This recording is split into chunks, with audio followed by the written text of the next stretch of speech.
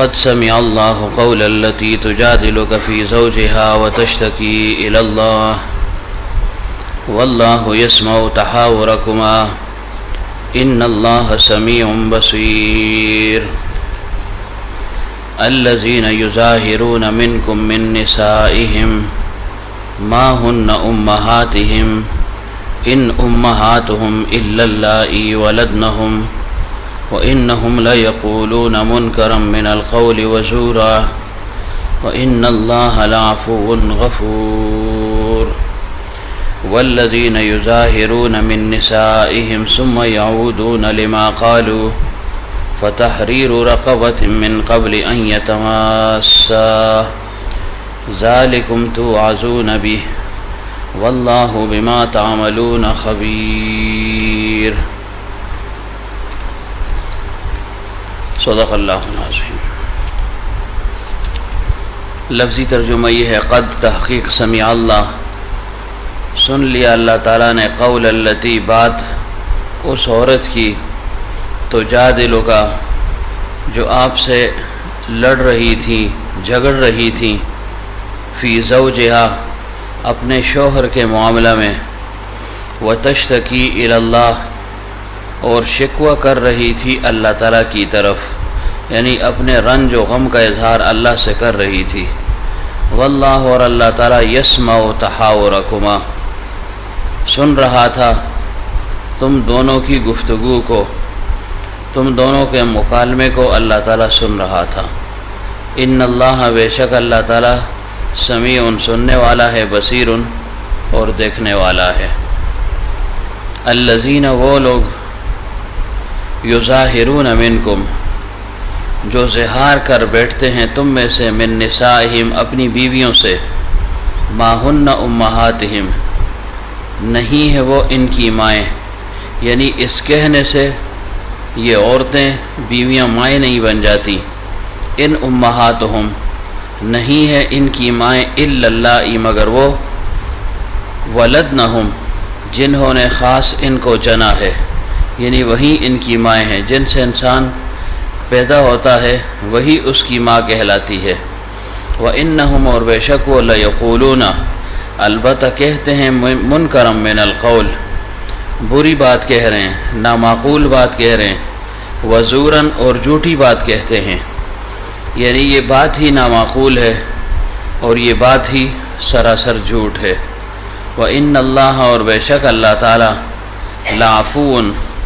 البتہ معاف کرنے والا ہے، غفور اور بخشنے والا ہے۔ والذین اور وہ لوگ یظاہرون من نسائہم جو ظہار کر بیٹھتے ہیں اپنی بیویوں سے، ثم یعودون پھر وہ لوٹنا چاہتے ہیں لما قالوا اس سے جو انہوں نے کہا، یعنی اپنی کہی ہوئی بات کی تلافی چاہتے ہیں، تو طریقہ کیا ہے؟ فتحریر رقبہ آزاد کرنا ہے گردن کا، من قبل پہلے اس سے، ان یتماسا یہ کہ وہ ان کو ہاتھ لگائیں، ان کو چھوئیں، ذالکم توعظون بہ یہ ہے جس کے ذریعے سے تمہیں نصیحت کی جاتی ہے۔ واللہ اور اللہ تعالیٰ بما تعملون اس سے جو تم عمل کرتے ہو خبیر خبردار ہے، یعنی جو کچھ تم کرتے ہو اللہ تعالیٰ اس سے باخبر ہے۔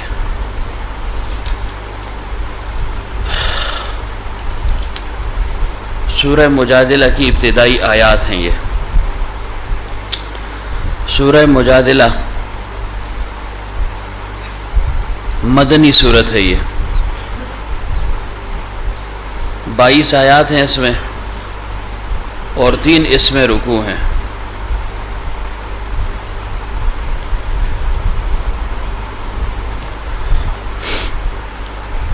عام طور سے مکی اور مدنی کی تعریف یہ کی جاتی ہے مثلاً کہ فلاں صورت مکی ہے یا فلاں صورت مدنی ہے، اس کی اپنی پہچان اور علامات وہ بھی سورہ بقرہ کے بالکل ابتدا میں لکھے ہوئے ہیں، لیکن عام فہم یہ ہے کہ وہ صورت یا وہ آیت جو ہجرت سے پہلے نازل ہوئیں چاہے ان کا نزول مکہ مکرمہ میں ہوا، چاہے ان کا نزول مدینہ منورہ میں ہوا، چاہے ان کا نزول کسی بھی جگہ کسی مقام پر راستے میں سفر میں کسی جگہ پر ہو گیا، تو وہ صورت یا وہ آیت وہ مکی کہلاتی ہے۔ اور جن صورتوں کا نزول یا آیات کا نزول ہجرت کے بعد ہوا، چاہے ہجرت کے بعد اللہ کے حبیب صلی اللہ علیہ وسلم مکہ مکرمہ میں تھے، یا راستہ میں کسی جگہ پر تھے، یا کسی دوسرے ملک میں تھے، علاقے میں تھے، یا مدینہ منورہ ہی کے اندر تھے، تو بعد ہجرت کے جو آیت اور جو صورت جہاں بھی نازل ہو اس کو مدنی صورت کہا جاتا ہے۔ یعنی ہجرت سے قبل جو نازل ہوئی وہ مکی، اور ہجرت کے بعد جو نازل ہوئی اس کو مدنی کہا جاتا ہے۔ بعض اوقات ایسے بھی ہوتا ہے کہ کچھ آیات کا نزول مقرر ہو جاتا ہے، مثلا مکی دور میں بھی ہوا ہجرت سے پہلے، اور پھر مدنی دور میں ہجرت کے بعد اس کا نزول ہوا، تو بعضوں کی طرف دونوں نسبتیں کی جاتی ہیں، بعض اس کو مکی کہتے ہیں اور بعض اس کو مدنی،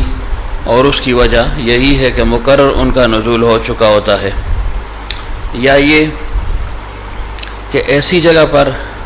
ان آیات کا نزول ہوا کہ بعضوں نے اس کو مکہ کے ساتھ شمار کیا علاقے کے اعتبار سے، اور بعض نے اس کو مدینہ منورہ کے ساتھ شمار کیا، تو اس نسبت سے اس کو مکی کہہ دیا یا اس کو مدنی کہہ دیا گیا۔ تو بہرحال یہ سورہ مجادلہ یہ مدنی صورت ہے، اور اس میں 22 آیات ہیں اور 3 رکوع ہیں۔ شان نزول اس کا کیا ہے؟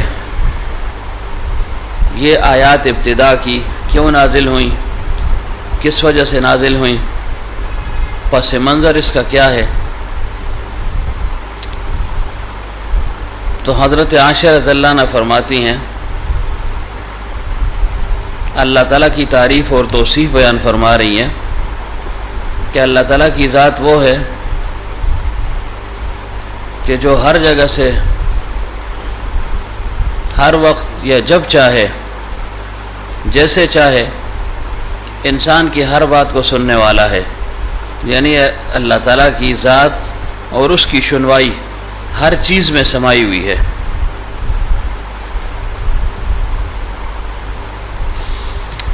تو فرمایا یہ جو آیات ہیں، قد سمع اللہ قول التی تجادلک فی زوجہا وتشتکی الی اللہ واللہ یسمع تحاورکما ان اللہ سمیع بصیر۔ فرمایا کہ ان آیات کا نزول ایک صحابیہ ہیں حضرت خولہ، ان کے متعلق یہ آیات نازل ہوئی ہیں، خولہ بنت ثعلبہ کے متعلق۔ خولہ بنت ثعلبہ صحابیہ تھی، اللہ تعالیٰ نے بڑا حسن و جمال ان کو عطا فرمایا تھا، اور ان کے جو خاوند تھے حضرت اوس ابن صامت رضی اللہ عنہ، یہ مزاج کے ذرا سخت تھے، غصیلے تھے، اور دونوں ہی عمر رسیدہ تھے، یعنی جوانی کا زمانہ ان کا گزر چکا تھا۔ حضرت خولہ بنت ثعلبہ کے متعلق آتا ہے کہ یہ عبادت میں مصروف تھی، نماز پڑھ رہی تھی، نماز میں مشغول تھی، تو ان کے خاوند حضرت اوس ابن صامت کو ان کو اپنی طرف بلایا، یعنی میاں بیوی کا جو تعلق ہے اس بنیاد پر یا کسی بھی بات کے لیے ان کو اپنی طرف متوجہ کیا، اشارہ کیا۔ تو حضرت خولہ بنت ثعلبہ کیونکہ عبادت میں مصروف تھی تو ان کی اس بات پر کچھ خاص غور نہیں فرمایا، یعنی گویا سنی انسنی کر دی، خاموشی اختیار کر لی، گویا کچھ کہا ہی نہیں۔ اس بات پر حضرت اوس ابن صامت رضی اللہ عنہ کو غصہ آ گیا، غصہ تو پہلے ہی تھا، مزاج میں تندی زیادہ تھی، سختی زیادہ تھی. تو انہوں نے کیا کہا کہ دیکھو میری ضرورت پوری نہیں کی، قربت کا ارادہ تھا، انکار ہو گیا. انکار عبادت کی وجہ سے ہوا یا کسی بھی وجہ سے ہو گیا. تو انہوں نے غصے میں آ کر کیا کہا، انت علیہ کظہر امی، کہ تو مجھ پر ایسی ہے جیسے میری ماں. یعنی عام طور سے جیسے کہا جاتا ہے، ہماری پشتو میں کہا جاتا ہے وہ پما مور خوری، ہمارے ہاں یہ کہا جاتا ہے، اور آپ کے ہاں بھی یہی ہوگا کہ بس تو مجھ پر میری ماں بہن ہے.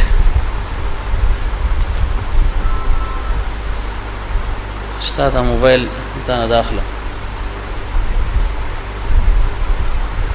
مال ددین نجل داخل تو اس کو بند کر کے رکھو. اچھا جی، تو جب یہ کہہ دیا کہ تو مجھ پر ایسی ہے جیسے میری ماں کی پشت، گویا تو مجھ پر ماں جیسی ہے. جیسے ماں کے ساتھ ازدواجی تعلق قائم رکھنا حرام ہے، تو گویا میں بھی تجھ سے یہ تعلق قائم نہیں رکھتا ہوں، بس آج سے تو گویا میری ماں ہے میرے لیے.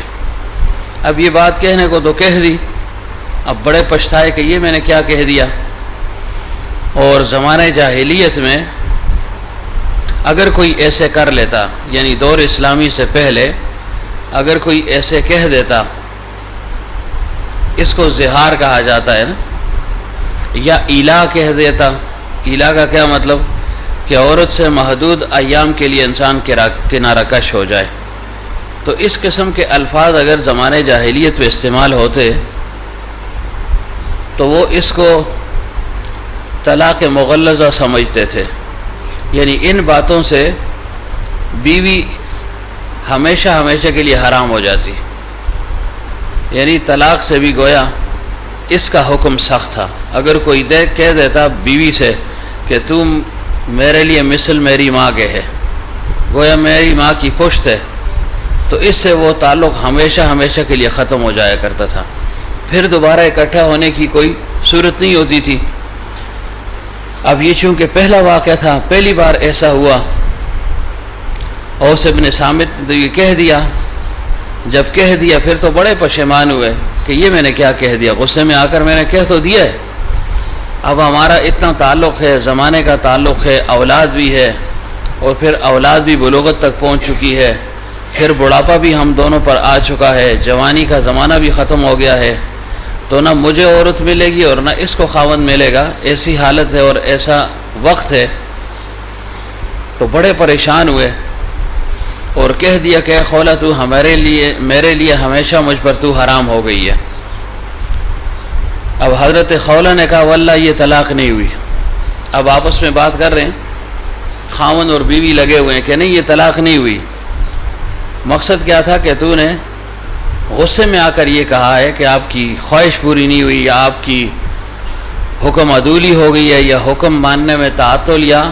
التوا آ گیا، تاخیر ہو گئی، اور آپ کا ارادہ بھی طلاق کا نہیں تھا اور آپ نے طلاق کے الفاظ بھی استعمال نہیں کیا، لہذا طلاق نہیں ہوئی. اور حضرت صامت نے فرمایا کہ نہیں طلاق ہو گئی ہے. حضرت خولا اس معاملے کو لے کر پیغمبر صلی اللہ علیہ وسلم کے پاس پہنچ گئی اور کہنے لگی اے اللہ کے رسول صلی اللہ علیہ وسلم، میرے شوہر اوس ابن صامت نے تو یہ کر دیا ہے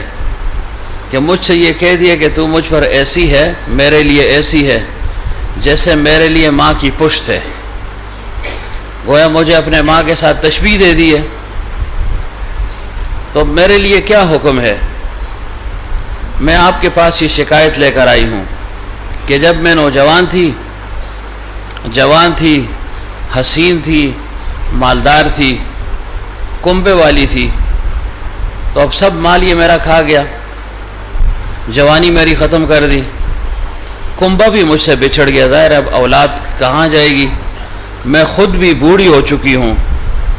اور اس نے یہ اظہار کر لیا ہے اگرچہ اب وہ پشیمان بھی ہے. تو کیا کوئی ایسی صورت ہے کہ ہم پھر اکٹھے ہو جائیں؟ کوئی ایسا حکم، کوئی ایسی صورت ہو کہ ہم پھر یکجا ہو جائیں؟ پیغمبر صلی اللہ علیہ وسلم نے فرمایا دیکھو تو اس کے لیے حرام ہو گئی ہے، بس حرام ہو گیا، معاملہ ختم ہو گیا ہے۔ حضرت خولہ نے پھر کہا کہ میں اپنی محتاجی اور تنہائی کا شکوہ کر رہی ہوں، اپنی مجبوری کو آپ کے سامنے بیان کر رہی ہوں، اور واللہ میرے خاوند کا کسی قسم کا طلاق کا ارادہ نہیں تھا۔ غصے میں آ کر ایک بات اس نے کہہ دی، پھر ہمارا تعلق بھی ہمیشہ صحیح رہا ہے، اچھا رہا ہے، کسی قسم کی ناچاقی کوئی ہو ہی نہیں ہے، تو لہٰذا آپ اس معاملے پر دوبارہ غور فرمائیں۔ میں آپ سے بھی شکوہ اور شکایت کر رہی ہوں، اور اللہ تعالیٰ سے بھی شکوہ اور شکایت کرتی ہوں کہ میرے معاملے پر غور فرمایا جائے۔ پیغمبر صلی اللہ علیہ وسلم نے پھر فرمایا، دیکھو اس کہنے سے تو اس پر حرام ہو گئی ہے اور یہ تجھ پر حرام ہو گیا ہے، اور اب تک میرے پاس تیرے لیے کوئی حکم خاص نازل نہیں ہوا۔ اب حضرت خولہ چونکہ پریشان تھی تو انہوں نے کہا، اللہ کے رسول صلی اللہ علیہ وسلم، میں نے اس کے لیے اپنا پیٹ جو ہے نا وہ جھاڑ دیا ہے، اپنے پیٹ کو ختم کر دیا ہے، یعنی میرے پیٹ سے اس کے بہت سے بچے جن چکے ہیں، اولاد ہیں ہماری،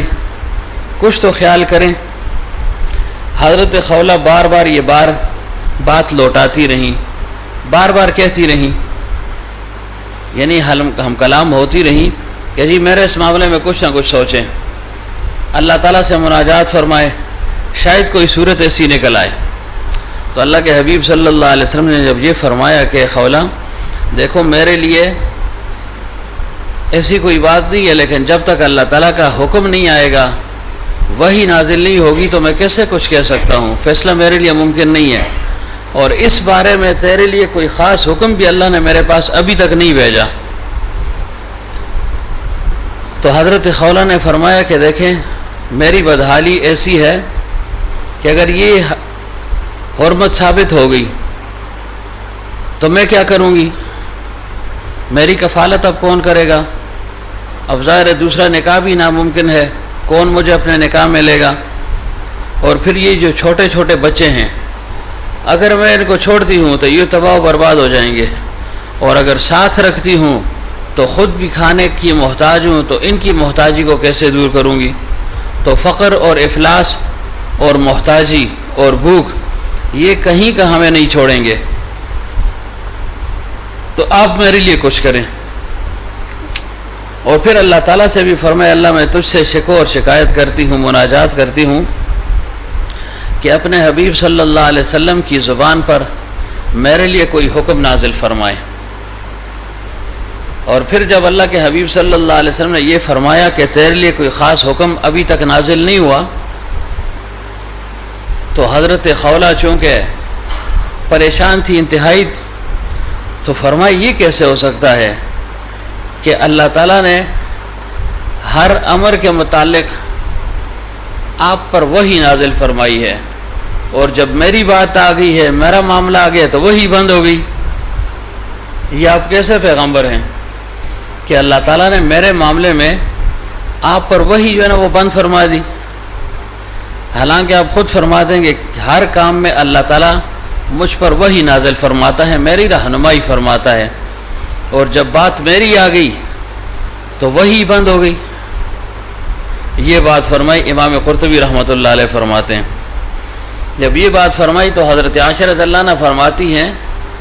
کہ میں اپنے حجرہ میں موجود تھی، اور اس وقت اللہ کے حبیب صلی اللہ علیہ وسلم کے سر مبارک کو دھو رہی تھی،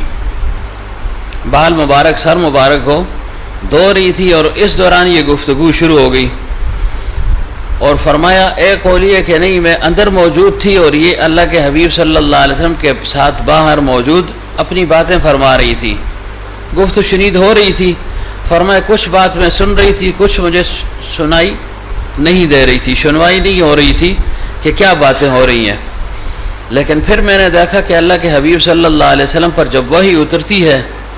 اس وقت ایک اونگ کی کیفیت طاری ہو جاتی ہے، اور جب وہ حالت ختم ہو جاتی ہے تو پھر اللہ کے حبیب صلی اللہ علیہ وسلم سابقہ حالت پر لوٹ آتے ہیں۔ تو میں نے کہا دیکھو خولہ، اللہ کے حبیب صلی اللہ علیہ وسلم کے ساتھ جھگڑنے کی ضرورت نہیں ہے، ابھی وہی آ جائے گی یا وہی آ رہی ہے، تم تھوڑا سا صبر کر لو۔ تو فرمایا مسلسل اصرار کر رہی تھی، اور ادھر اللہ کے حبیب صلی اللہ علیہ وسلم پر اس وقت ایک خاص کیفیت طاری ہو گئی. جب وہ خاص کیفیت طاری ہو گئی، حضرت عائشہ رضی اللہ عنہ بھی خاموش، حضرت خولہ بنت ثعلبہ رضی اللہ عنہ وہ بھی خاموش. وحی شروع ہو گئی اور پھر وحی کی حالت ختم ہو گئی. تو پیغمبر صلی اللہ علیہ وسلم نے فرمایا کہ جاؤ اپنے شوہر اوس بن صامت کو بلا لو. حضرت اوس جب آ گئے تو اللہ کے حبیب صلی اللہ علیہ وسلم نے فرمایا کہ مبارک ہو تم کو. کہ کس چیز کی مبارک؟ فرمایا کہ دیکھو اللہ تعالیٰ نے وہ جو زمانہ جاہلیت کا ایک رسم تھا، رواج تھا، جو حکم تھا، اس کو اللہ تعالیٰ نے ختم فرما دیا ہے. اور حضرت خولہ بنت ثعلبہ کے حق میں اللہ تعالیٰ نے یہ آیات نازل فرما دی. تو حضرت عائشہ رضی اللہ عنہ فرماتی ہیں کہ اللہ تعالیٰ کی ذات ایسی ہے کہ وہ انسان کی آواز کو 7 آسمانوں کے اوپر سننے والی ہے. میں ادھر اپنے حجرے میں بیٹھی ہوئی تھی، کچھ بات سن رہی تھی اور کچھ مجھے سنائی نہیں دے رہی تھی، لیکن اللہ تعالیٰ کی عجیب ذات ہے. اور خود اللہ نے فرمایا قد سمع اللہ، تحقیق اللہ تعالیٰ سن رہا تھا، سن لیا. قول التی تجادلک فی زوجہا، اس عورت کی بات کو جو اپنے خاوند کے متعلق آپ کے ساتھ جھگڑ رہی تھی، یعنی مخاصمہ فرما رہی تھی. تحاورکما، باہم بار بار کلام کو لوٹا رہی تھی، لوٹ پوٹ ہو رہی تھی، کلام کو دوبارہ ذکر کر رہی تھی. وہ کیا؟ وتشتکی اللہ، اور اللہ تعالیٰ سے بھی شکایت کی کہ یا اللہ میں تو بوڑھی ہو چکی ہوں. ماشاء اللہ تعالیٰ خوب راغدہ والے نہ پورے کی سادہ خوب تو پاس ادھرے گا. تو کیا فرمایا کہ اللہ تعالیٰ نے اس کی شکایت کو سن لیا ہے. واللہ یسمع تحاورکم، اور فرمایا تمہاری باہم گفتگو کو بھی اللہ تعالیٰ سن رہا تھا. تو اللہ تعالیٰ نے اس زہار کے حکم کو جو زمانہ جاہلیت میں تھا اس کو اللہ تعالیٰ نے ختم فرما دیا. اور وہ کیا تھا؟ الذین یظاہرون منکم من نسائہم، کہ تم میں سے وہ لوگ جو اپنی بیویوں سے زہار کر لیتے ہیں. زہار کیا مطلب؟ کہ محرمات ابدیہ کے کسی ایسے عضو سے تشبیہ دینا جس کو دیکھنا انسان کے لیے ناجائز ہو، اس کو زہار کہا جاتا ہے. زہار کیا مطلب؟ یعنی اپنی بیوی کے ساتھ ایسی بات کرنا، یا کیا تعریف کیا ہوگی کہ محرمات ابدیہ کے کسی ایسے عضو کے ساتھ تشبیہ دینا جس کو دیکھنا انسان کے لیے حرام ہو، اس کو زہار کہا جاتا ہے. مثلا ماں کو دیکھنا، ماں کے سطر کو دیکھنا، یا وہ عورتیں جو ہمیشہ کے لیے انسان پر حرام ہیں ان کے ساتھ اپنی بیوی کو تشبیہ دینا. یعنی بیوی تو انسان کے لیے حلال ہے نا، اس کے ساتھ انسان مجامعت، قربت، صحبت، مباشرت کر سکتا ہے، لیکن ماں ہے، بہن ہے، بیٹی ہے، اس طرح پوتی ہے، نواسی ہے، بھانجی ہے، ان کے ساتھ نکاح حرام ہے، ہمیشہ کے لیے حرام ہے. کسی بھی وقت کوئی بھی صورت ان کی یعنی حلت کی ثابت نہیں ہو سکتی. تو ان لوگوں کے ساتھ اپنی بیوی کو تشبیہ دینا کہ گویا تو میری ماں کی طرح ہے، مثل میری ماں کے ہے، یہ الگ بات ہے. کہ اگر کوئی یہ کہہ دے کہ تو مجھ پر ماں بہن ہے، آیا اس سے طلاق یا زہار واقع ہوتا ہے یا نہیں ہوتا؟ یہ الگ ایک معاملہ ہے، فقہی معاملہ ہے، لیکن عام طور سے یوں کہا جاتا ہے، کہہ دیا جاتا ہے. اور زمانہ جاہلیت میں چونکہ یہ چیز ہمیشہ کے لیے میاں بیوی کو حرام کر دیتی، ان کا تعلق ہمیشہ کے لیے ختم ہو جاتا، تو فرمائے مبارک و اللہ تعالیٰ نے اس حکم کو منسوخ فرما دیا ہے. اور اس کی بات کو اللہ تعالیٰ نے 7 آسمانوں کے اوپر سن لی. تو وہ حضرت فرمایا کرتے تھے کہ صحابہ کرام یا صحابیات اللہ تعالیٰ کو انتہائی وہ محبوب تھے. وہ محبوب تھے تبھی اللہ تعالیٰ نے ان کی رضامندی کا اعلان فرما دیا نا. اتنے اللہ تعالیٰ کو محبوب تھے کہ اللہ تعالیٰ نے خود ان کی بات کو سنا. اللہ کے حبیب صلی اللہ علیہ وسلم تو ایک لحاظ سے منع فرما رہے تھے، لیکن اللہ تعالیٰ نے ان کی تڑپ کو دیکھا، سنا، تو اللہ تعالیٰ نے حکم ہی بدل کر دوسرا حکم نازل فرما دیا. فرمایا یہ مقام ہے صحابہ کرام کا اور صحابیات کا. تو ظاہر ہے جن کو یہ مقام حاصل ہو کہ اللہ تعالیٰ ان کے متعلق، ان کے جذبات کے متعلق اور ان کے جذبات کے عین موافق اللہ تعالیٰ قرآن پاک کو نازل فرماتا ہے، تو کتنی محبت اللہ تعالیٰ کو ان لوگوں کے ساتھ ہے کہ جو اللہ کے حبیب صلی اللہ علیہ وسلم کے صحیح معنوں میں جانشین رہے، ان کے قرب میں رہے، قرابت میں رہے، اور ان کے ساتھ اپنا محبت اور تعلق اور عقیدت کا اظہار فرمایا. تو تو فرمایا اللہ تعالیٰ نے بھی ان کی دلدہی فرمائی ہے۔ حضرت عمر رضی اللہ عنہ کے متعلق آتا ہے ایک دفعہ ایک مجمع کے ساتھ لوگوں کے ساتھ جا رہے تھے راستے پر، تو راستے میں حضرت خولہ بنت ثعلبہ رضی اللہ عنہ تشریف فرما ہوئی راستے میں آ رہی تھی، ان کو روک دیا، سلام کلام ہوا، کچھ باتیں ہو رہی تھی، حضرت عمر رضی اللہ عنہ اور پورا مجمع کھڑا ہو گیا راستے میں۔ حضرت خولہ اپنی کچھ بات کر رہی تھی، جب بات چیت ختم ہو گئی اس کے بعد حضرت عمر روانہ ہو گئے۔ جب روانہ ہو گئے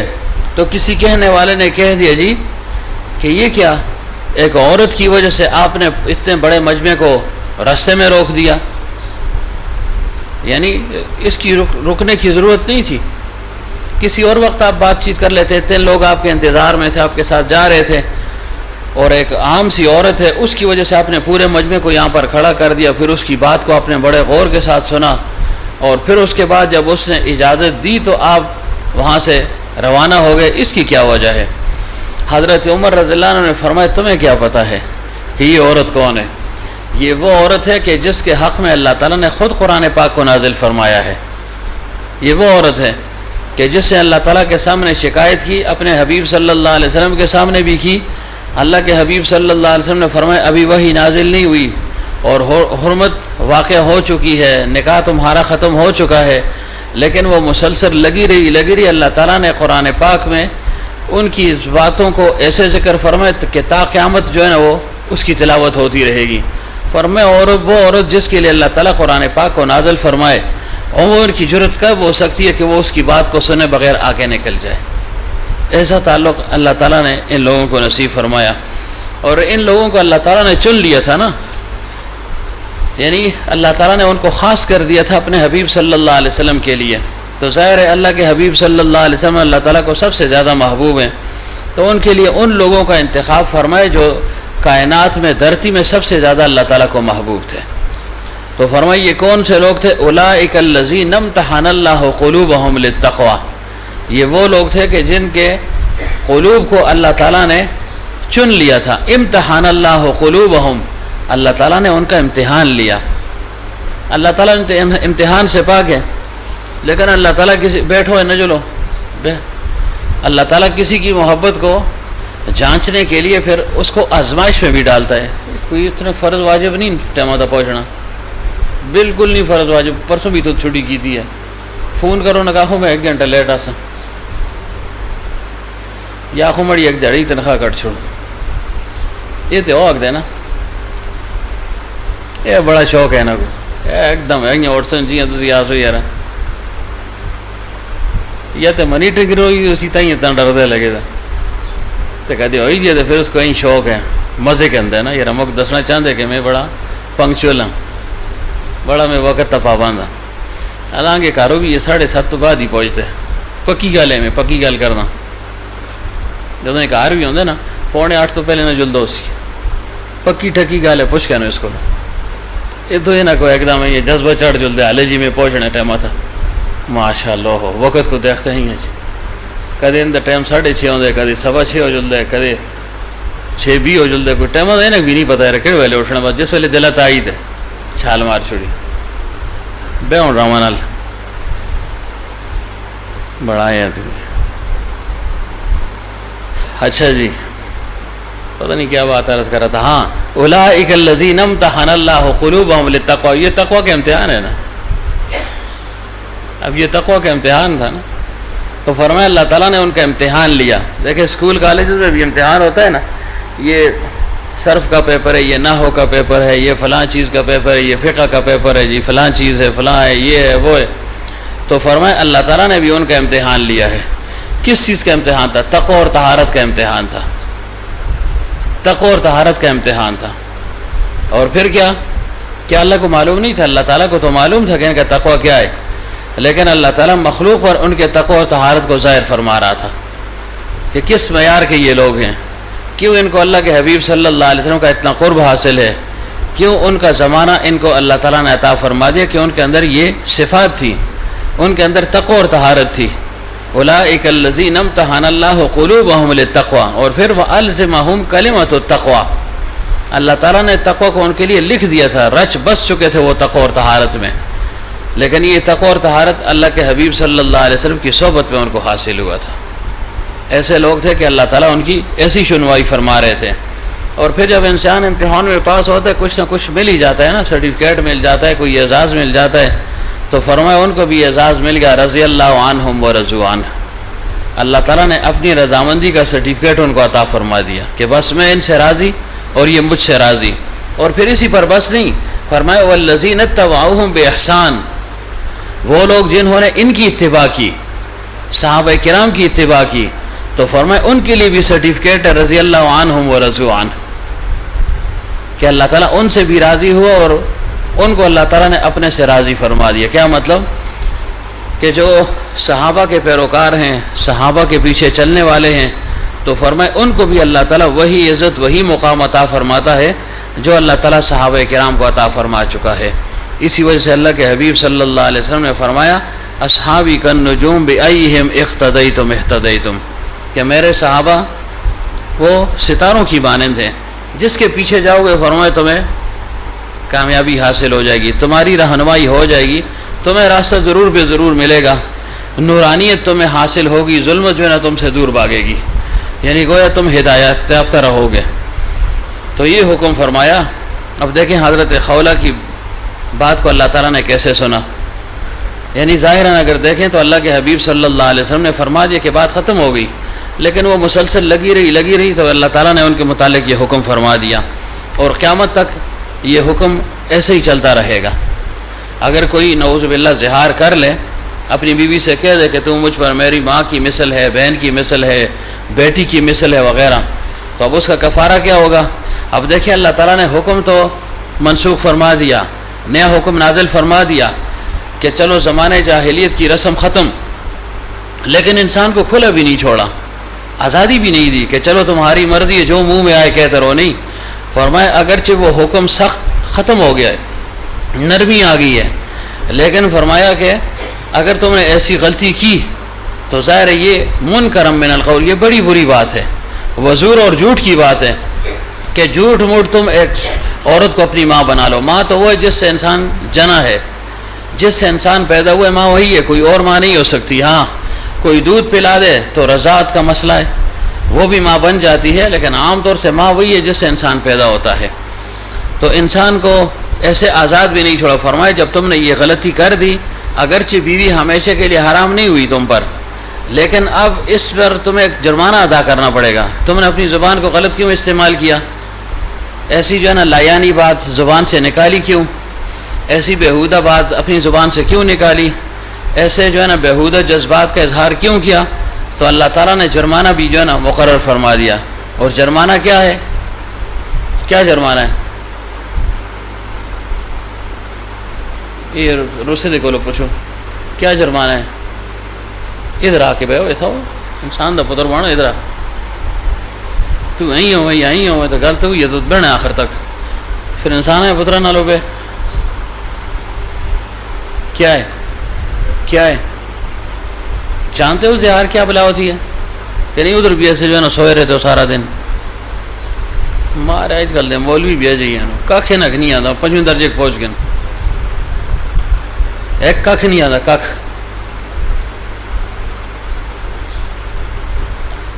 کیا ہے زہار؟ بولو نا، ناظم سے پوچھ رہا ہوں، مارے کیا ہے؟ پڑھو، تم تو حافظ ہو، وہ تو کفارہ ہی پوچھ رہا ہوں نا۔ ہاں غلام آزاد کرنا، تحریر رقبہ جیسے انہوں نے عرض کر دیا کہ غلام جو ہے نا وہ آزاد کرنا ہے۔ اب حضرت سامد سے پیغمبر صلی اللہ علیہ وسلم نے فرمائے دیکھو اللہ تعالیٰ نے نرمی فرما دی، تمہارے لیے حکم جو ہے نا نرم فرما دیا ہے، تم دونوں کو جو ہے نا پھر اللہ تعالیٰ اکٹھا کر رہا ہے، لیکن ایسے کرو کہ ایک غلام آزاد کرو۔ تو انہوں نے اپنی گردن کی طرف اشارہ کیا، کہا اللہ کے رسول صلی اللہ علیہ وسلم اس گردن کے سوا اور کوئی گردن ہے ہی نہیں جس کو آزاد کروں، یعنی میرا کوئی غلام نہیں ہے، کوئی باندی نہیں ہے، کس کو آزاد کروں، کیسے آزاد کروں؟ تو اللہ کے حبیب صلی اللہ علیہ وسلم نے فرمایا چلو اگر غلام نہیں ہے تو پھر آگے بولو نا، جنے قرآن پاک نہیں یاد اے رمضانین نہیں میں اس سے پوچھ رہا ہوں اس سے تو بکریاں بھی جی بڑے رہنے ساری 24 گھنٹے بس کیا ہے ہاں کتنے مساکین کو 60 مساکین کو کھانا کھلاؤ یعنی پہلے تحریر الرقبہ ہے اور پھر ساتھ اگر کوئی کپڑا وغیرہ دے سکتے تو کپڑا دے دیں یعنی ضرورت کی چیز ہے وہ دے دیں لیکن اگر یہ بھی نہ ہو سکے تو پھر کیا کریں اس کے بعد اطعام 60 مسکین مساکین یعنی 60 مساکین کو کھانا کھلائے گا تو فرمایا دیکھو تمہارے پاس اگر غلام نہیں ہے تو 60 مساکین کو کھانا کھلا دو کہا جی مساکین کو کھانا نہیں فرمایا کہ روزے رکھ لو تم 2 ماہ کے مسلسل روزے رکھنے ہوں گے کفارہ یہ ہے اس کا اصل کہ 2 ماہ کے روزے رکھ لو فرمایا اللہ کے رسول صلی اللہ علیہ وسلم اس ایک روزے نے یہ حال کر دیا ہے یعنی آپ فرماتے کہ روزے رکھو 60 روزے تو 2 باتیں ایک تو یہ کہ میں بوڑھا ہوں میں تو دن میں 3-4 بار اگر نہ کھاؤں تو میرا گزارا ہی نہیں ہوتا 60 روزے مسلسل رکھوں گا تو میں تو ہلاک ہو جاؤں گا بھوک سے ہی اور دوسرا یہ کہ اب یہ معمولی سی بات پر میں نے اشارہ کیا اور گھر والوں نے انکار کر دیا اور پھر روزہ ہو تو روزے میں تو مزید جذبات بھی زیادہ ہوتے ہیں تو پھر اگر میں ان سے کہہ دوں تو شاید پھر حکم عدولی ہو جائے تو یہ کام بھی میرے لیے مشکل ہے تو پھر اللہ کے حبیب صلی اللہ علیہ وسلم نے فرمایا کہ چلو 60 مساکین کو کھانا کھلا دو نا کھانا کھلانا پڑے گا فرمایا جی میرے پاس کیا ہے میں خود جو ہے نا آج رات بھی یہ جو معاملہ ہوا ہے آج رات بھی ایسی گزری ہے کہ ایک نوالا ہمارے منہ میں نہیں گیا بھوک اور پیاس کی حالت میں یہ رات ہماری گزری ہے یہ جو واقعہ ہوا ہے میں نے زہار کیا ہے تو اس رات میں بھی کھانے پینے کو کچھ نہیں ملا ہمارے ایک نوالا ہمیں نہیں ملا تو 60 مساکین کو کہاں سے کھلاؤں ہاں یہ ہو سکتا ہے اگر آپ کچھ دے دیں تو پھر میں وہ کھلا دوں گا اگر آپ اپنی طرف سے کچھ مدد کر لیں تو پھر میں وہ کر لوں گا تو فرمایا کہ 15 سا یا کتنے کھجور اللہ کے حبیب صلی اللہ علیہ وسلم نے ان کو مرحمت فرمائے اور فرمائے چلو یہ لے لو اور ان کو جو ہے نا 60 مساکین کے اندر جو ہے نا بانٹ دو تمہارا کفارہ ادا ہو جائے گا لیکن حضرت فرمایا کرتے تھے کہ بعض صحابہ کی بعض خصوصیات تھی وہ ان کے ساتھ مخصوص ہیں جیسے رمضان کے متعلق میں نے پہلے عرض کیا تھا نا کہ اللہ کے حبیب صلی اللہ علیہ وسلم نے فرمایا دیکھو رمضان کے مہینے میں مباشرت سے تم پر کفارہ آئے گا تو 60 روزے رکھ لو تو صحابی نے کہا جی ایک روزے نے یہ حال کر دیا 60 کہاں رکھ سکتا ہوں فرمایا کہ تم غلام آزاد کرو کہ یہ بھی نہیں ہے فرمایا کہ 60 مساکین کو کھانا دو کہا جی یہ بھی نہیں ہے میں خود جو ہے نا سب سے زیادہ غریب ہوں پھر اللہ کے حبیب صلی اللہ علیہ وسلم نے ان کو اپنے پاس سے دے دیے کھجوریں دے دی فرمایا چلو یہ بانٹ دو فرمایا اللہ کے رسول صلی اللہ علیہ وسلم مدینہ میں سب سے زیادہ غریب میں ہوں مجھ سے زیادہ اور غریب کوئی نہیں ہے مطلب یہ تھا کہ میں اپنے لیے اگر رکھ لوں تو اللہ کے حبیب صلی اللہ علیہ وسلم فرمایا چلو ٹھیک ہے تم ہی رکھ لو اس کو لیکن یہ اس صحابی کی خصوصیت تھی اب یہ نہیں ہو سکتا کہ کوئی کہے جی چلو میں جو ہے نا روزے نہیں رکھ سکتا ہوں میں 60 مساکین کو کھانا بھی نہیں رکھ سکتا ہوں جی مزے کروں گا نہیں ایسے نہیں ہے اب جو ہے نا غلام تو ہے نہیں وہ معاملہ ختم ہو گیا اب روزے رکھنے پڑیں گے 60 مسلسل روزے رکھنے پڑیں گے کوئی یہ نہیں کہہ سکتا ہمارے ایک پیر بھائی سے اللہ تعالیٰ ان کی بخشش فرمائے تو ان کے ذمہ روزے تھے پتہ نہیں پھر بعد میں رکھے یعنی کہ غالباً نہیں رکھے انہوں نے صحت بھی ان کی ختم ہو گئی تھی عمر بھی بہت بڑھ گئی تھی دل کے بیماری میں مبتلا ہو گئے تھے تو مجھے کہتے اس پہ کچھ نہ کچھ کر لو میرے لیے کہ اس میں نے کہا جی یہ میرا کام نہیں ہے اس میں کہ نہیں کچھ ہو جائے نا وہ صحابی نے کہا وہ صحابی تھے آپ صحابی ہیں تو صحابی نے مجھے کہا تھا جی کہ میں نہیں رکھ سکتا ہوں یہ ضرورت ہے یہ پریشانی ہے یہ عذر ہے تو خیر ہے میں پیسے دینے کے لیے تیار ہوں ڈبل ٹرپل جتنا بھی جو ہے نا مجھ پر کفارہ اس کا آتا ہے یا فدیہ جو آتا ہے وہ میں دینے کے لیے تیار ہوں لیکن کچھ کر لو تو میں نے کہا جی یہ کچھ نہیں ہو سکتا تو عرض یہ کہ اگر اب کوئی جو ہے نا ایسے کر لے تو اس کے لیے کیا ہے وہ مسلسل 2 مہینے کے روزے رکھے گا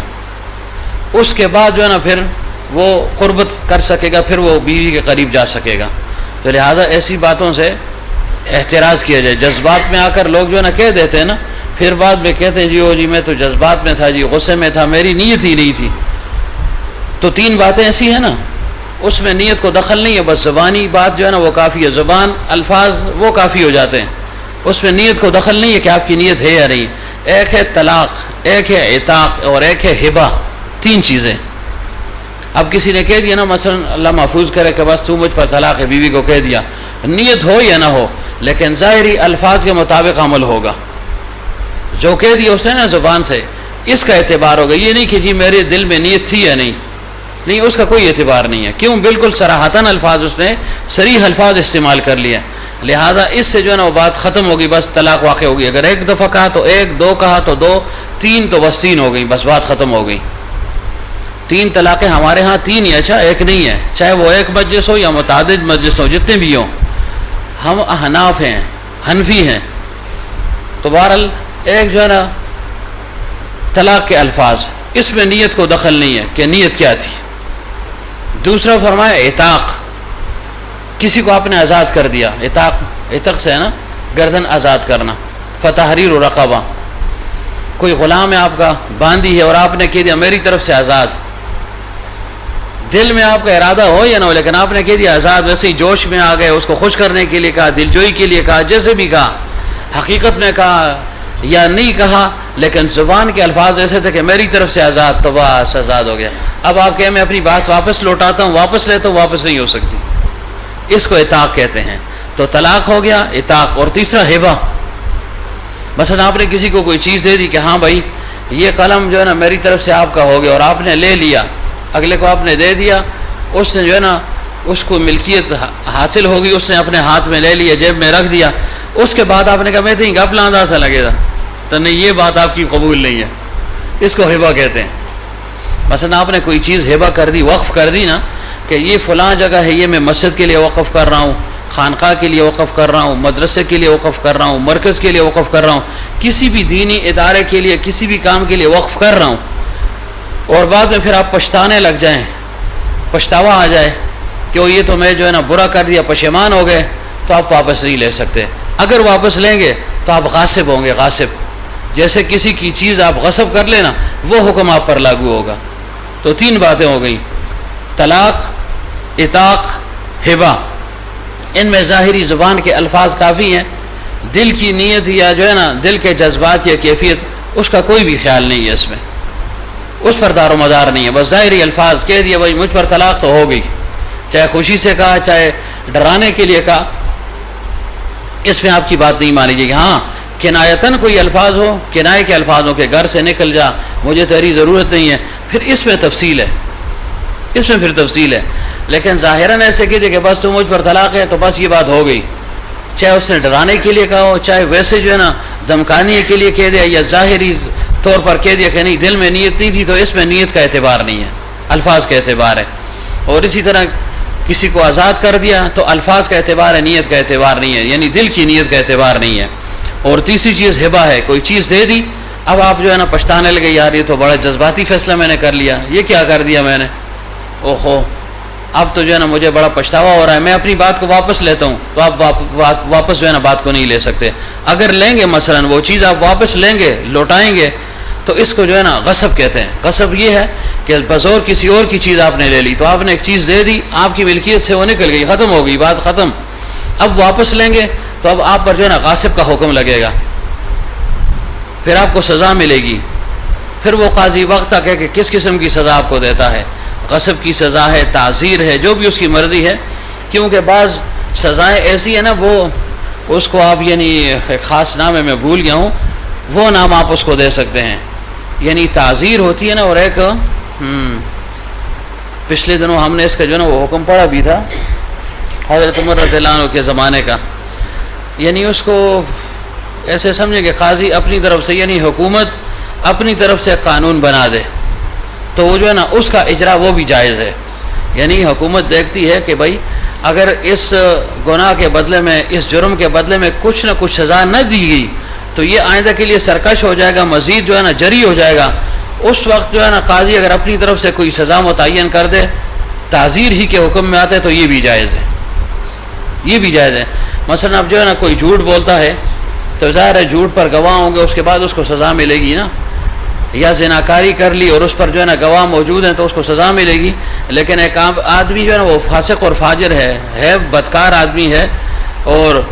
بدفعلی کا ثبوت یا جو ہے نا اس سے ارتکاب ہوتا رہتا ہے، تو اگرچہ اس پر گواہ موجود نہ ہو، لیکن قاضی کو اگر پورا یقین ہو کہ واقعی یہ آدمی ان کاموں میں ملوث ہے، اس غلط کاری کا ارتکاب یہ کرتا رہتا ہے تو وہ اپنی طرف سے کچھ سے کچھ سزا اس کو جو ہے نا تجویز کر سکتا ہے کہ بھائی اس کو 2-3 دورے لگاؤ، یا ایک دن اس کو بھوکا رکھو، یا اس کو ایک دن کے لیے حوالات میں رکھو تاکہ یہ سیدھا ہو جائے۔ یہ کس وجہ سے کہ اگر چھوڑ دیے تو پھر تو ہمیشہ یہ کام کرتا رہے گا، تو اس کو تعزیر کہا جاتا ہے۔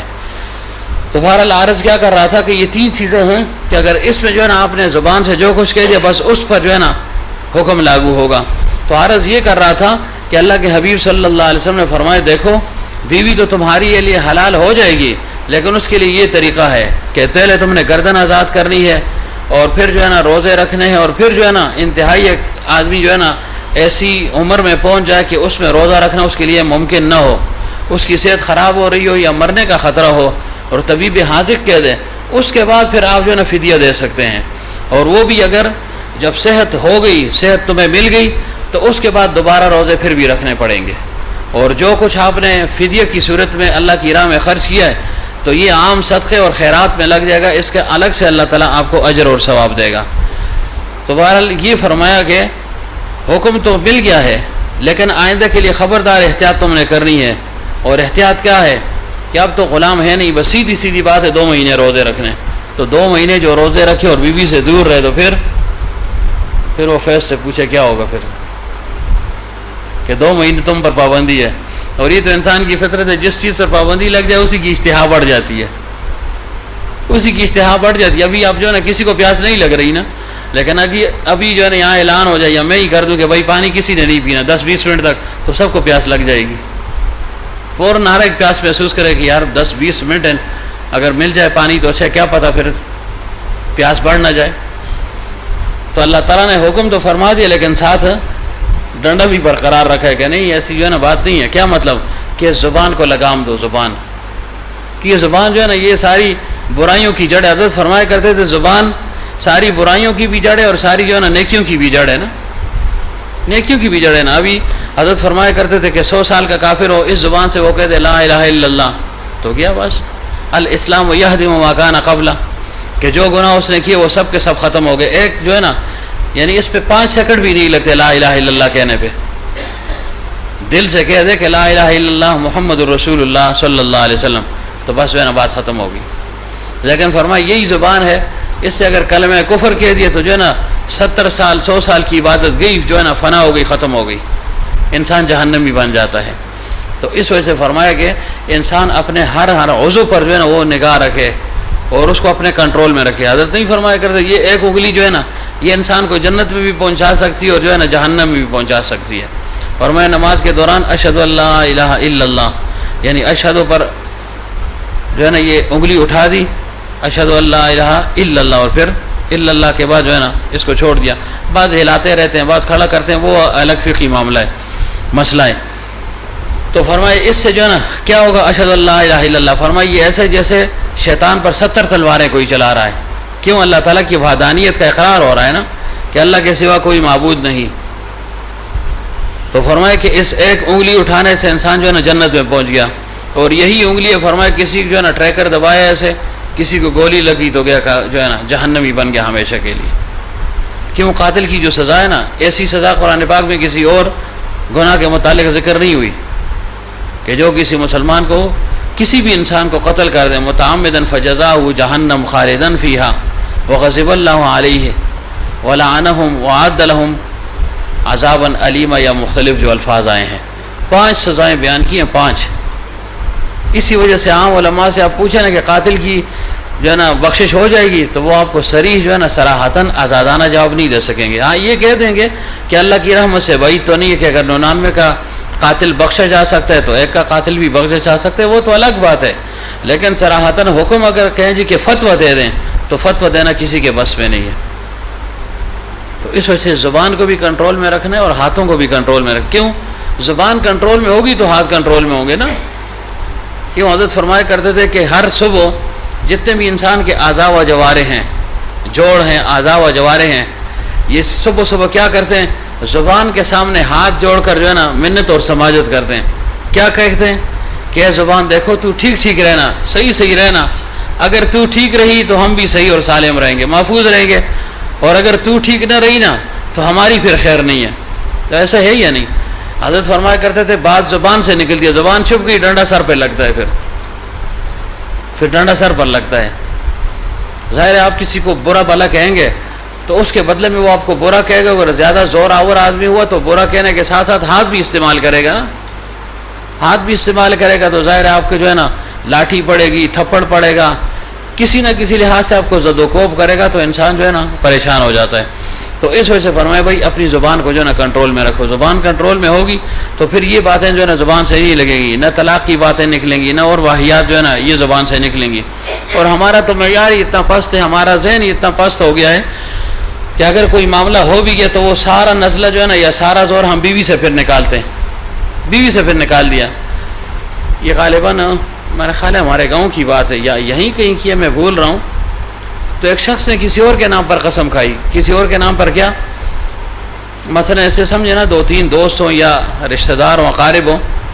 تو ایک کی بیوی کے ساتھ کچھ ناچاقی ہوگی، میاں بیوی کے آپس میں ناچاقی ہوگی، اب ناچاقی میاں بیوی کی ہوگی اور اس نے کہا اگر انہوں نے باتیں نہ کی نا تو مجھ پر میری بیوی طلاق ہے۔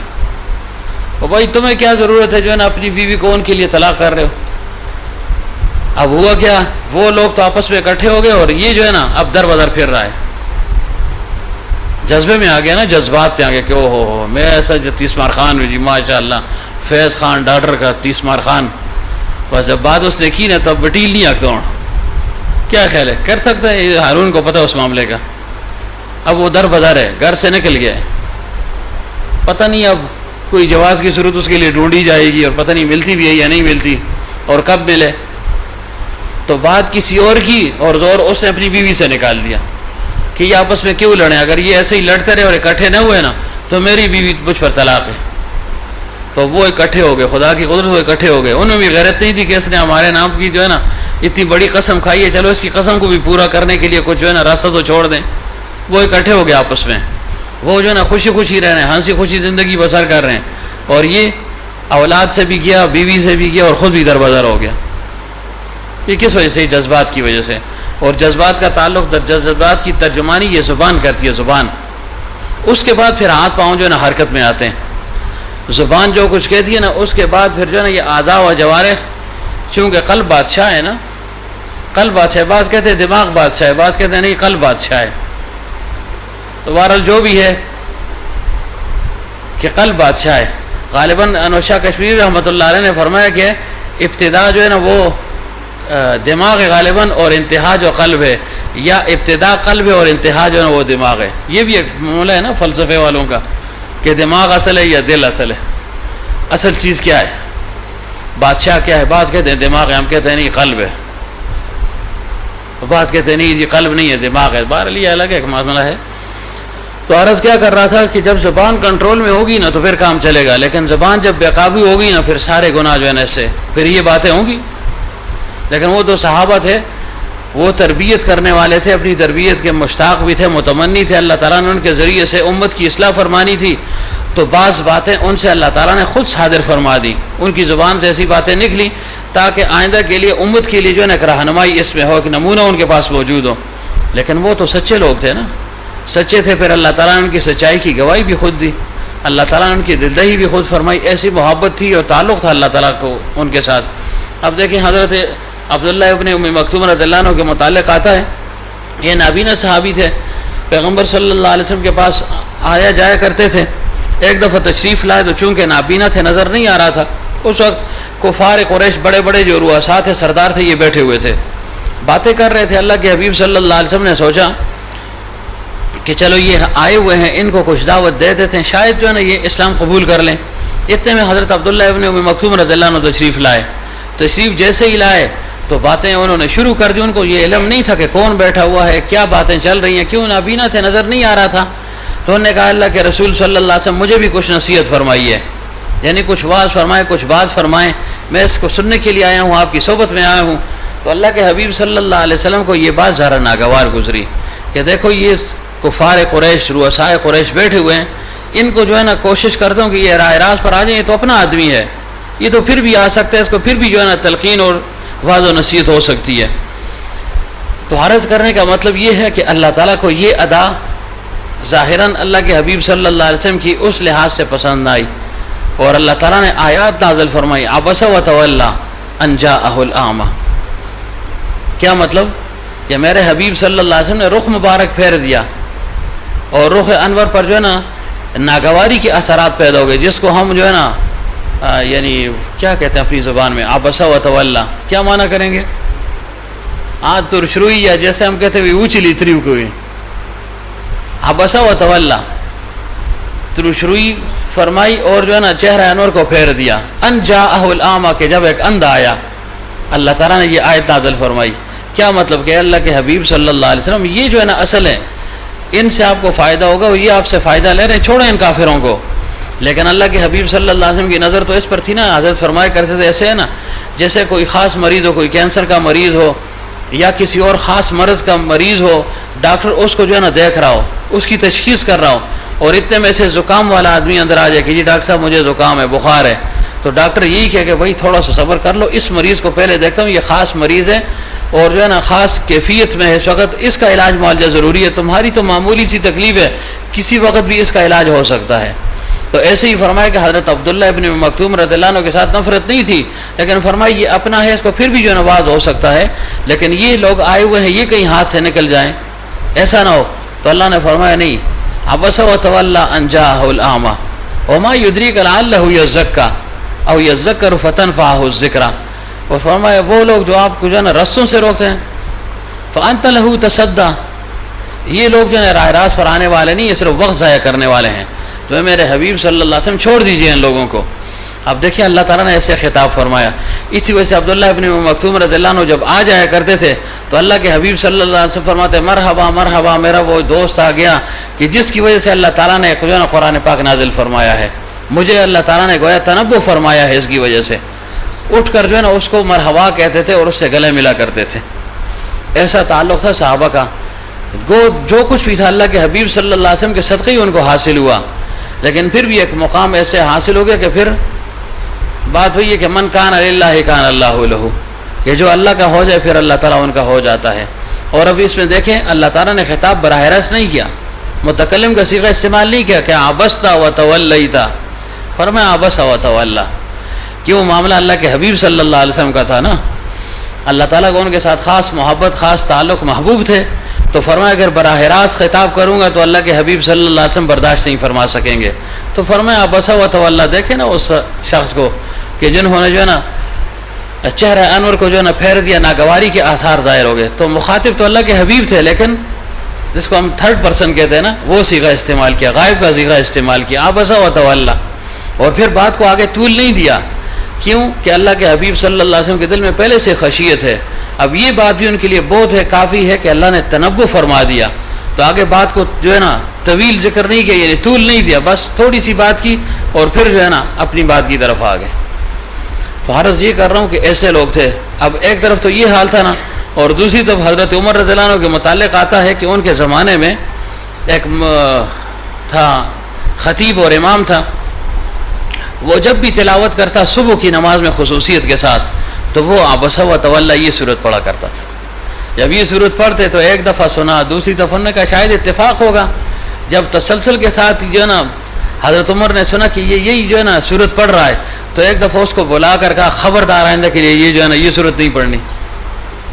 خبردار آئندہ کے لیے یہ کام نہیں کرنا. فرمائے دیکھو اتفاق تو ہو سکتا ہے، پڑھنا بھی جائز ہے، لیکن اس میں ایک لحاظ سے اللہ کے حبیب صلی اللہ علیہ وسلم کو تنبہ ہوا ہے تو یہ بات مجھ پر بڑی گراں گزری ہے جو بار بار تم پڑھتے ہو. یہ بھی تو اس کو محبت کا انداز تھا نا. یہ نہیں کہا کہ قرآن پاک نہیں پڑھنا تم نے یا یہ قرآن پاک سے خارج ہے مت پڑھو، صرف یہ تھا کہ میرے ذوق پر جو ہے نا میری کیفیت جو ہے نا اس سے بدل جاتی ہے، مجھے وہ منظر یاد آ جاتا ہے، تو لہٰذا تم نے جو ہے نا یہ کام نہیں کرنا. اس کو جگاؤ، پاس ادھرے گا. ماشاء اللہ 2 آدمی چاہیے اس کو. بٹگرام دے نا تو اندر پارے دے بٹگرامیاں دیدو کہ خدا ناشے ڈکی ہے نا سمندر کہتا خدا اللہ سنے شہادت رلدہ سے ماشاء اللہ چی پتہ ہوئی لگی دوڑا اترا زامنی ہے دوڑنے چاچا زہا دیں نا نمونے. 11 بجے سب سو گئے تھے، 11:30 سوئے ہو گئے، 4 سوا 4 جاگے ہو، پھر بھی تمہیں نیند آ رہی ہے. تو بہرحال کیا عرض کر رہا تھا جی کہ اللہ کے حبیب صلی اللہ علیہ وسلم صحابہ کے ساتھ جو ہے نا کیسا ان کا تعلق تھا، والہانہ عاشقانہ تعلق تھا، اور دو طرفہ تعلق تھا، ایک طرفہ نہیں تھا. یہ تعلق دو طرفہ ہوتا ہے تب جو ہے نا کام چلتا ہے. اب صحابہ کو محبت تھی تو اللہ کے حبیب صلی اللہ علیہ وسلم کو ان سے بڑھ کر جو ہے نا محبت تھی. دونوں کو جو ہے نا محبت تھی، اور محبت ہوتی جو ہے نا دو طرفہ ہوتی ہے. ایک طرفہ محبت جو ہے نا وہ پھر کمال درجے تک انسان نہیں پہنچ سکتا اس سے. تو ایسے ہی شیخ اور مرید کا جو تعلق ہے نا یہ بھی دو طرفہ ہوا کرتا ہے. ہاں بظاہر بعض اوقات شیخ کی محبت جو مغلوب معلوم ہوتی ہے اور مرید کی محبت اور تعلق وہ غالب معلوم ہوتی ہے،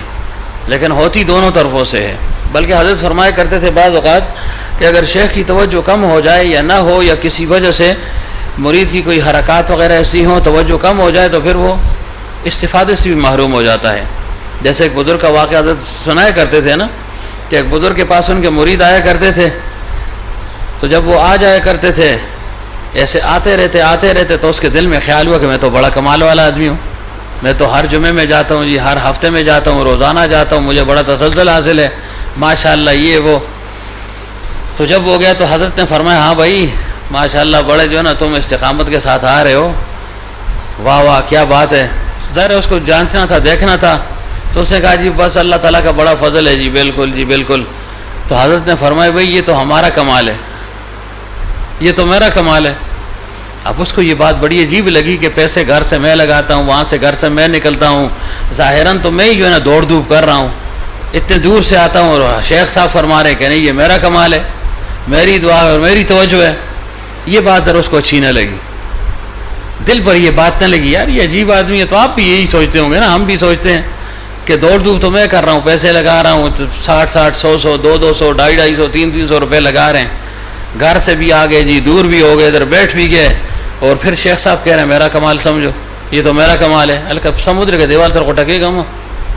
بالکل اللہ سنا سیدھا کہا کہ یہ تو میرا کمال ہے. تو بات اس کو عجیب لگی. تو حضرت نے کچھ نہیں فرمایا چلو ٹھیک ہے تم نے صحیح کہا ہے. اب جب وہ گھر گیا حضرت کی وہ توجہ جو خاص تھی وہ کم ہو گئی، یا خود جو ہے نا تصرف فرمائے جیسے بھی تھا توجہ ختم ہو گئی.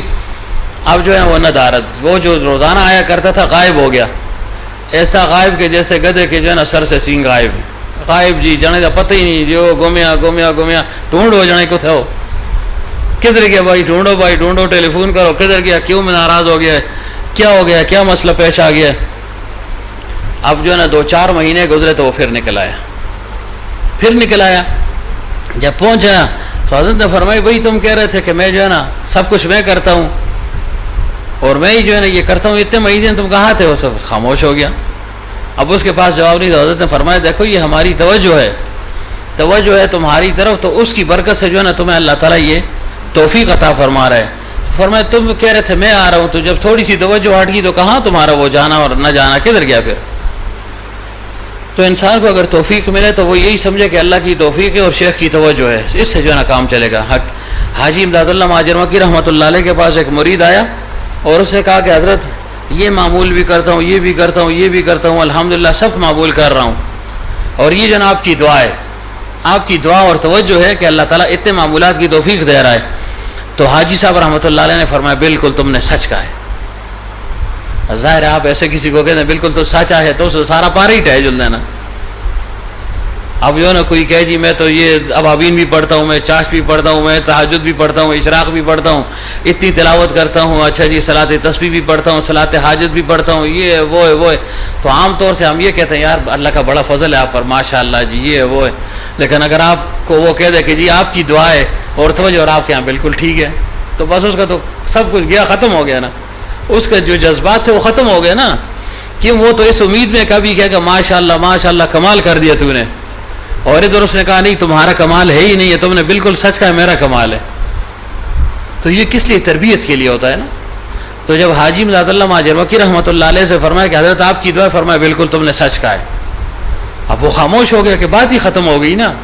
اب تو وہ تمغے جو ملنے تھے، وہ جو تصنع اور بناوٹ تھی، نہیں جی ہم تو کچھ نہیں ہیں جی، حقیر اور فقیر، اور آگے سے وہ کہتا نہیں جی تسی تو بڑے علامے ہو جی، بڑی چیزیں ہو جی، بڑے لوگ ہو جی. وہ بات ہی ختم ہو گئی. تھوڑی دیر کے بعد حاجی صاحب رحمۃ اللہ علیہ نے فرمایا دیکھو بات یہ ہے کہ تم نے یہی سوچنا ہے کہ شیخ کی دعا ہے، توجہ ہے اور برکت ہے.